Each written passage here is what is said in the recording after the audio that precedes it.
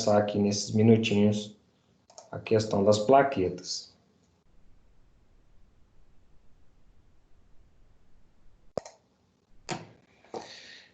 Pessoal, nessa parte aqui do plaquetograma, né, como eu falei para vocês, a gente vai, né, analisar justamente esse caminho da leucopoiese, da hematopoiese, que é o caminho em célula-tronco, estimulado aí por interleucina 3, fator de crescimento, não é, de tecido mieloide, interleucina 1 e 6, vai se transformar nesse precursor mieloide que está na medula óssea vermelha, certo?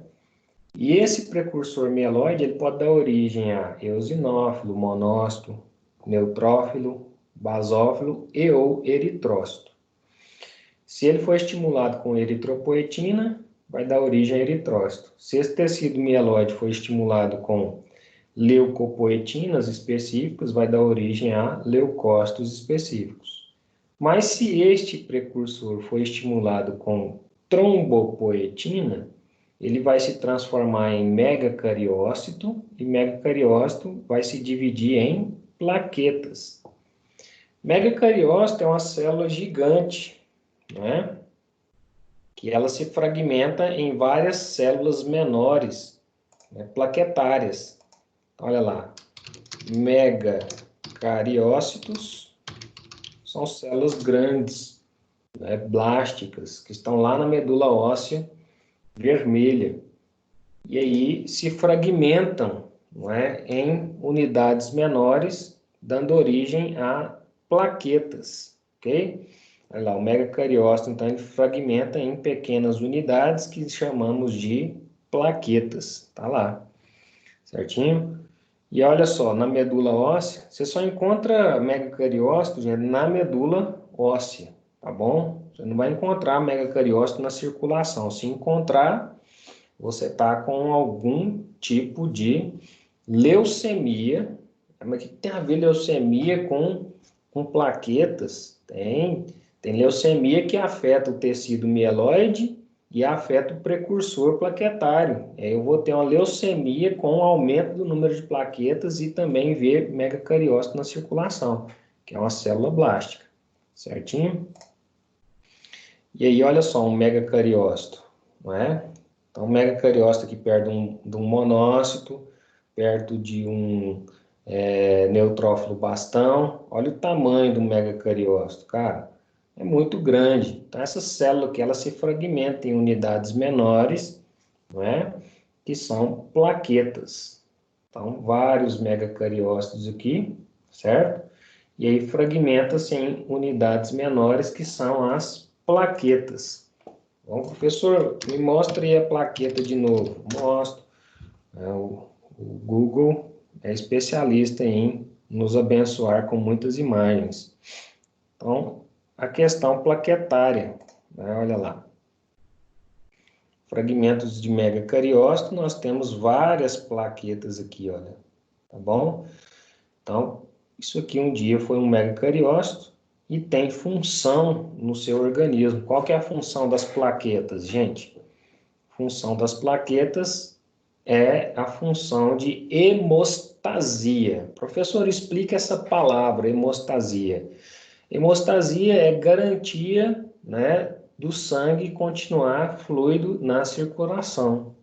Então, se você sofreu uma lesão, olha aqui uma micrografia eletrônica de plaquetas. Aqui parece um fragmentozinho, mas quando você observa bem com micrografia eletrônica, você vê que essa plaqueta ela tem tipo uns pseudópodes, falsos pés, né, que são os filamentos de promoção de adesão plaquetária.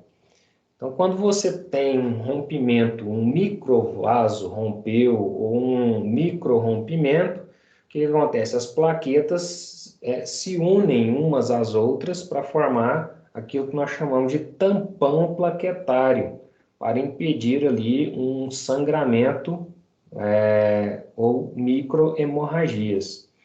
Quando você encontra essa situação aqui, olha, chamamos de agregados plaquetários. Normalmente são as plaquetas se ativando, né? Você vai colher o sangue da pessoa, né? Quando você consegue colher o sangue da pessoa, você tem ali um início da coagulação sanguínea. Então, você colocou ali a probe da agulha dentro do vaso sanguíneo, isso já liberou o fator tissular. O fator tissular ativa a cascata da coagulação, mas também ativa as plaquetas. E aí, por isso que a gente coloca no tubo de anticoagulante para fazer o hemograma, porque senão coagula, certo? Mas aí, dependendo, né, do tempo de coleta, pode se formar esses agregados plaquetários aqui, olha. Várias plaquetas unidas em agregação plaquetária. Ah, o paciente tem problema plaquetário. Nem sempre. A maioria das vezes é problema na coleta, certo? Então, plaquetas com agregados plaquetários. Aí, se não tiver problema de coleta e o paciente insistir nos agregados plaquetários, aí sim, ele pode ser um paciente, né, que tem ativação plaquetária hiperativa e ele pode ser um candidato a desenvolver trombofilias ou tromboses no futuro. Precisa ser tratado e a gente vai argumentar com isso também. Uma outra situação que pode acontecer em relação às plaquetas, quando você colhe o sangue, é isso daqui, ó. Tá vendo os neutrófilos? Tem vários neutrófilos aqui, ó. 1, 2, 3, 4, 5. Vários neutrófilos rodeados de plaquetas, tá bom? Olha só, nessa outra imagem aqui, eu tenho vários neutrófilos rodeados de plaquetas. Isso aqui é uma situação clínica que nós chamamos de satetelismo plaquetário. E esse satetelismo plaquetário, como está falando aqui, é um fenômeno raro, tá bom? E acontece em algumas situações clínicas. Olha, tem várias situações aqui, olha. Satetelismo plaquetário em uma célula, né? Olha aqui, até aumentado aqui. Em um linfócito, né? Esse aqui é um linfócito com satetelismo plaquetário. Aqui, neutrófilos com satetelismo plaquetário, tá bom?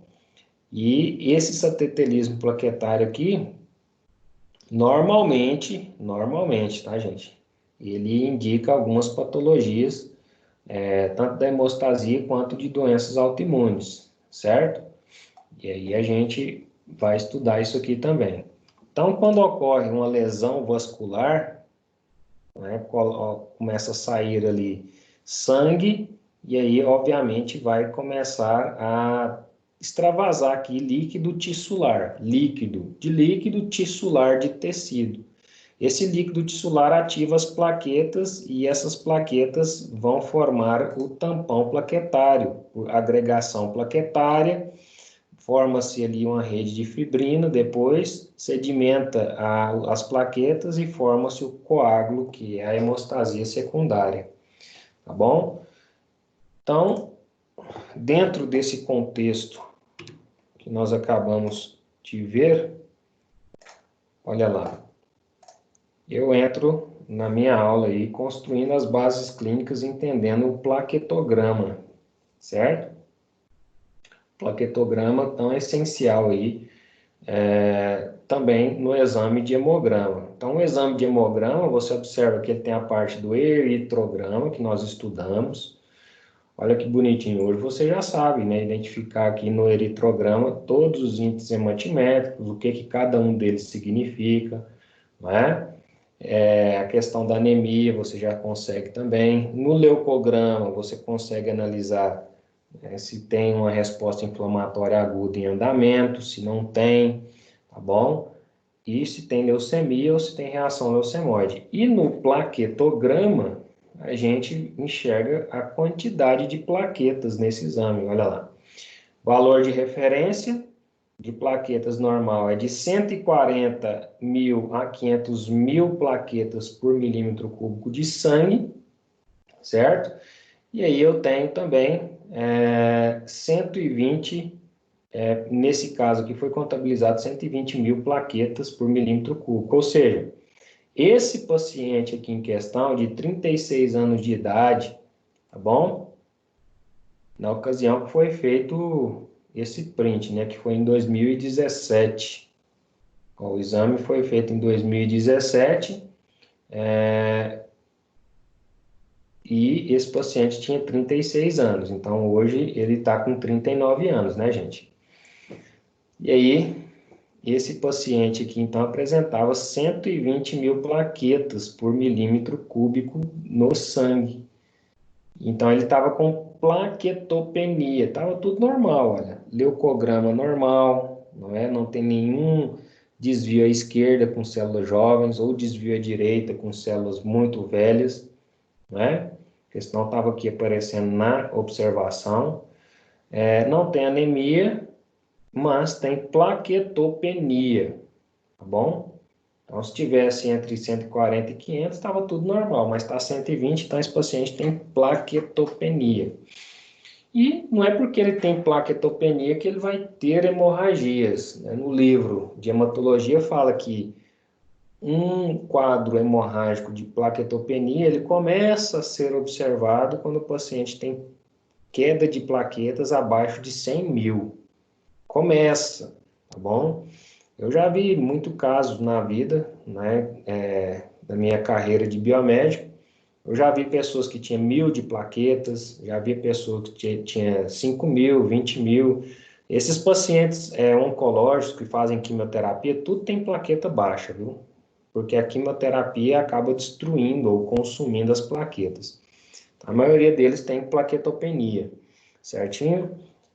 Pacientes também que estão passando ali por quadros febris, têm plaquetopenia. Por que que o quadro clínico do dengue dá plaquetopenia? Né? São respostas que eu vou começar a responder para você depois que a gente estudar todo o contexto, né, das plaquetas, certinho? Então, nesse caso aqui do leucograma, esse paciente estava com plaquetopenia. Então, plaquetograma é a parte do hemograma completo que estuda a quantidade de plaquetas. E aí a função plaquetária, então, dentro das hemácias, dentro do sangue eu tenho hemácias, tenho leucócitos e tenho as plaquetas também, certinho? Essas plaquetas, se você pegar e aumentar ela, é justamente isso daqui que você vai enxergar, né? Então, aumentando essas plaquetas, você vai enxergar justamente isso. Uma plaqueta que apresenta aí grânulos eletrodensos, tá bom? Grânulos alfa específicos, glicogênio, tá bom? Mucopolissacarídeo de superfície, ok?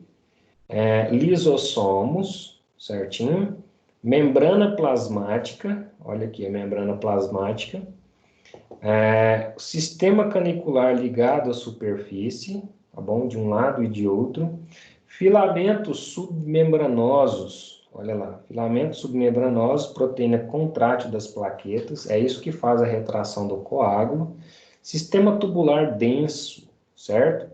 De síntese de prostaglandina e fluxo de cálcio, porque eu preciso de cálcio para promover contração, e dos filamentos da plaqueta para promover contração do coágulo ou retração do coágulo, certo?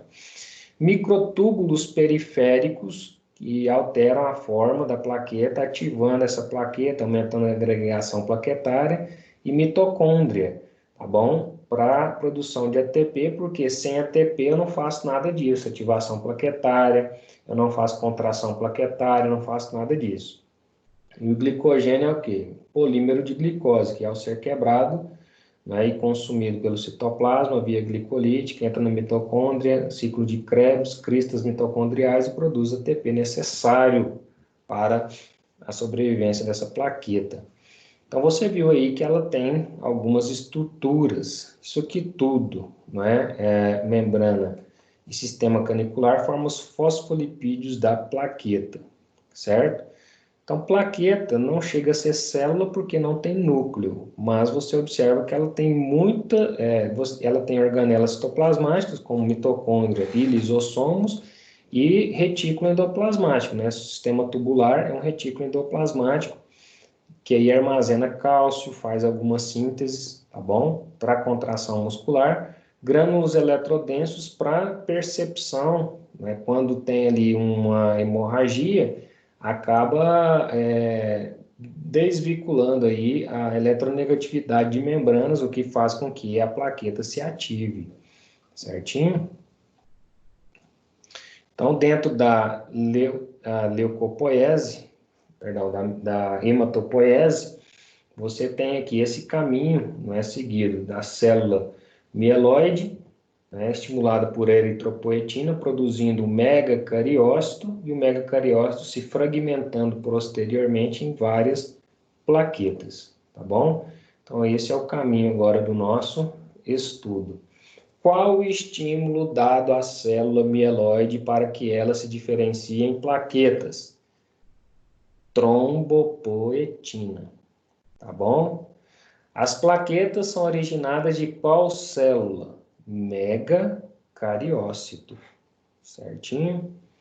Aproveita e já desenha o megacariócito aí, para você ficar bem informado nesse assunto, certinho? Então, na superfície das plaquetas, você encontra aí, na membrana plaquetária, receptores, né, que vão provocar a adesão plaquetária ao endotélio. Olha aqui, então, a camada subendotelial, apresentando microfibrilas de colágeno, certo? E receptores de ligação do colágeno, ok? E aí a plaqueta, quando ela vai se ativar, eu não posso formar um coágulo e esse coágulo ficar solto. Por que não? Porque senão ele vai caminhar na sua circulação, microcirculação, vai entupir a microcirculação, provocando aí isquemia, não é? Que vai provocar necrose e morte tecidual. Então, quando eu tenho ativação plaquetária, essa ativação plaquetária tem que ocorrer num local específico que esteja necessitando de um tampão plaquetário devido a um corte, um microcorte, tá bom? E eu não posso literalmente deixar essa plaqueta ou esse tampão plaquetário à deriva. Por isso, há uma ligação entre a plaqueta e o endotélio. Através da ativação plaquetária, starta-se, não é? Esse fator que eu chamo de fator de von Willebrand. O fator de von Willebrand promove a adesão plaquetária na glicoproteína 1B e na glicoproteína 2B e 3A, que está na membrana plaquetária. Então, a glicoproteína 1, 2B e 3A se ligam ao fator de von Willebrand, que tem a capacidade de aderir ao receptor de colágeno no vaso. Então, só isso aqui já prende a plaqueta no vaso sanguíneo, tá bom? E aí depois eu tenho a glicoproteína 1A, que também promove uma fixação bem frágil, não é? De agregação ao local da lesão. Então, a agregação ao local de ligação de fator de von Willebrand, tá bom? E do fibrinogênio.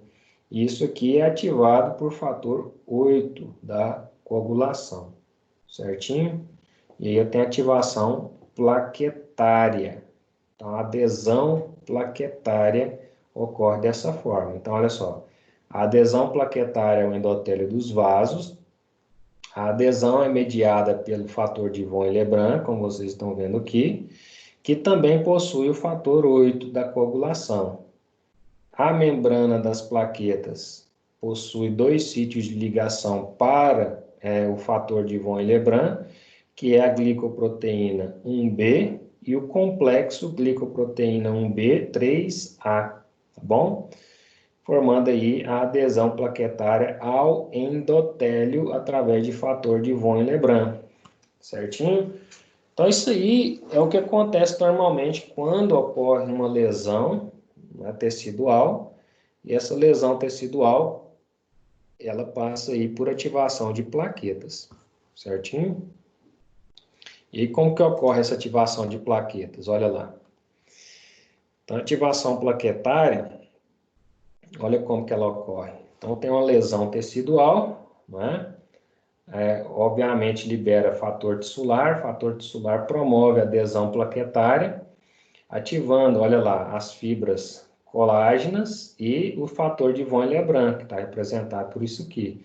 O fator de von Willebrand se liga à fibra colágena do vaso rompido, que se liga à glicoproteína, né, da plaqueta, ativando a plaqueta, como você está vendo aqui. A plaqueta ativada, então, ela começa a ativar outras plaquetas, liberando justamente esta citocina aqui, que ativa, olha lá, os receptores, né, da próxima plaqueta, promovendo a adesão plaquetária, né? Olha lá, adesão plaquetária uma a outra, e ela fica liberando tromboxano o tempo inteiro, tá bom? Esse tromboxano vai ativando mais plaquetas ainda, certo?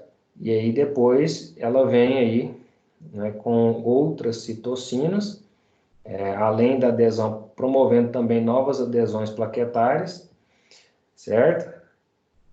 E aí, olha lá, formando o tampão plaquetário, à base de tromboxano, certo? Então, tromboxano está atuando aqui, promovendo a ativação de novas plaquetas. E aí, depois eu tenho a trombina, né? Que ativa aqui a plaqueta, que é um fator de coagulação, formando um tampão plaquetário, certo? Então, aquele tromboxano ativa a trombina e a trombina ativa o fibrinogênio e forma fibrina. E aí estabiliza o tampão plaquetário e depois eu tenho aqui a formação secundária do coágulo por cima. Então, o tampão plaquetário é a hemostasia primária, como vocês viram, certinho? Essa é uma animação da Bayer, né? Legalzinha, né? Para a gente visualizar o que está acontecendo ali. Ok? Então, quando você vê um paciente com trombocitopenia ou plaquetopenia, tá bom? Que é o número baixo de plaquetas, significa que ele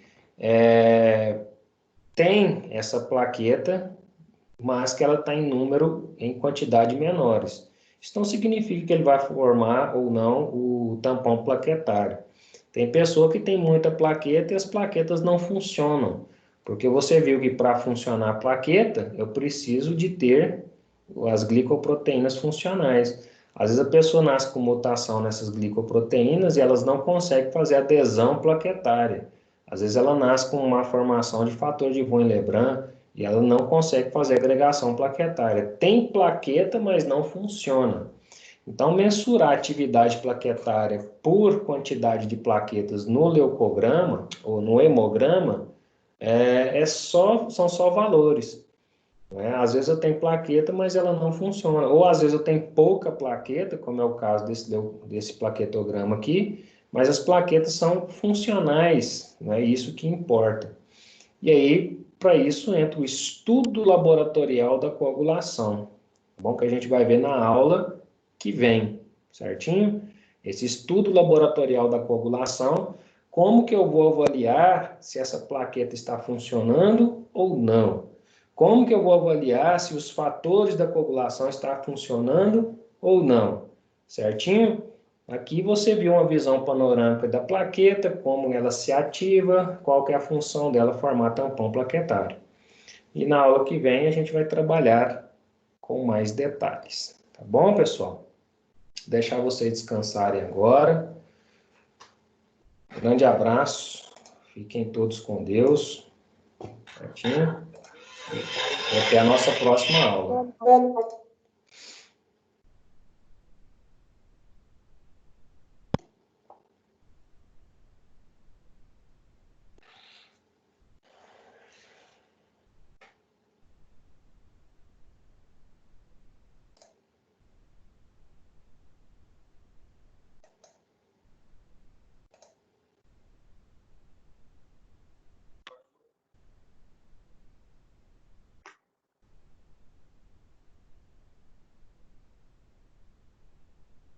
Tchau, tchau. Boa noite. Falou, boa noite.